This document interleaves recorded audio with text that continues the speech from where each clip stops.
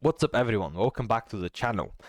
So today I wanted to sit down and talk a little bit about the current Valorant meta because honestly it's in a pretty weird spot right now. I don't think it's the worst meta we've ever had. We've 100% survived way worse than that, but there are still a lot of things in the game right now that just feel frustrating or inconsistent or just straight up unfun to play against, right? For a context, I've got around 2,000 hours of Valorant and I'm currently Ascendant 1, so obviously I'm not a pro player or anything.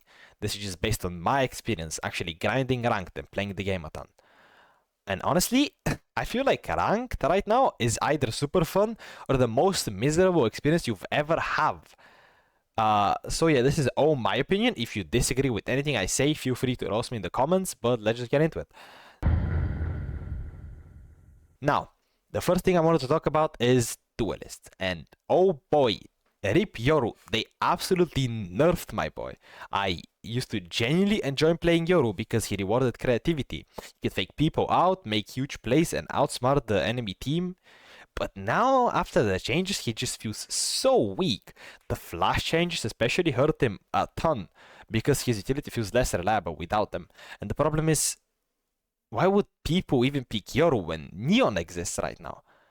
Neon is insane right now, and I'll get to that later on, but genuinely, she's the strongest ranked agent in the game right now. The movement is crazy, and somehow half of the Neons I play against are just impossible to hit.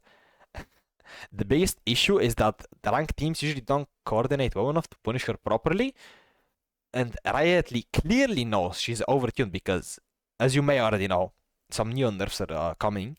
I'll put them up on screen right now. But honestly, I think they have to slow her down a little bit because she controls the entire pace of the match by herself. Jett is solid, Raze is fine, Phoenix is pretty underrated. You don't see him that much, he's really good. But Neon is definitely the biggest problem out there right now. Now, controllers are honestly probably the healthiest role in the game right now. Most smokers feel pretty good depending on the map. Omen is always reliable, Brimstone still dominates on Bind, Astra is niche, but if you know what you're doing, she's really good. Even Clove is still fine after the nerfs. But Viper is just weird right now. I know Riot has nerfed her multiple times already, but somehow she always stays relevant. I don't really think she's that good right now. She's fine, but one thing I wanna ask is why didn't they touch her fuel in 11.08, right? Now, the entire point of patch 11.08 was to just decrease the overall amount of utility in the game, but for some reason they didn't touch Viper's fuel. They nerfed Omen's smoke cooldown, they nerfed Astra's smoke cooldown, they nerfed Clove's smoke cooldown, but they didn't reduce the amount of fuel Viper has. She's not completely broken right now, but she still controls the game insanely well on maps where she's good.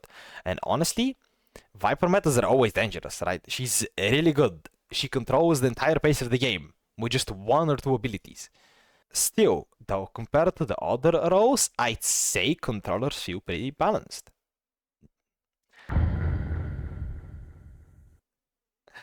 Something else I want to talk about is Sentinels. Because honestly, this role is currently struggling hard. And I genuinely think weak Sentinels are one of the reasons Neon feels so oppressive. I mean, Sentinels are supposed to slow people down and punish hyper-aggression, right? But right now, a lot of them just don't do it consistently anymore. Cypher especially, the trip changes hurt him so hard because people can just like walk through them so much easier. Old Cypher setups used to feel terrifying. Now, half of the time you just walk through them.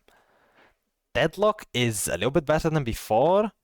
The stun standardization feels kind of weird, but she's very situational in my opinion. Killjoy is probably the best and safest Sentinel pick currently. She's really reliable and her utility always gets value. She still feels useful even after all of the balance changes, but I say she's in a pretty good spot. Sage is kind of mid, she's not terrible, but the whole changes definitely make her feel weaker. She's good on maps like Split, maybe Bind, right? But on all other maps, she's not that great. Half of the time, your wall just gets deleted instantly, right? It barely has any HP anymore. And your healing doesn't feel that good anymore. I mean, you have agents like Mix and Skye. Why wouldn't you use those heals over hers? Vice could definitely use some buffs right now because she doesn't compete with the stronger picks like Killjoy.